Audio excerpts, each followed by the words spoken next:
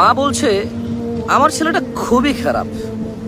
বউয়ের কথা শুনে ওই একই মা বলছে যে মেয়ের জামাইটাও ভালো না, মেয়ের একটা কথাও শোনে না।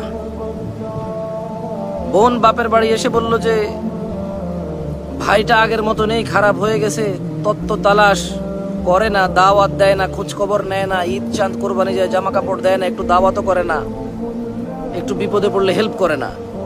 আবার ওই বোনটাই বলে আরে জানিস তোর দুলাভাইটা খুবই খারাপ, কাম কাজ করে করবি কি আর, বোনের দাওয়াত দে, বাগিনারে দাওয়াত দে, আজকে বোনের এটো হয়েছে, ভাইয়ের ওটো হয়েছে, সারাদিন তো বোন ভাই করে করে তার জীবন শেষ করে দিল। ভালো পড়েনি জামাইটা, মানে ভালো পড়েনি। অবাক অবাক করা চরিত্র না? মা তার ছেলের জন্য যে চরিত্রকে অপছন্দ করে, ঘৃণা করে, বদদোয়া করে, কিন্তু মা তার মেয়ের জামাইয়ের জন্য এমন চরিত্রের আকাঙ্ক্ষা করে এবং কামনা করে, দোয়া করে।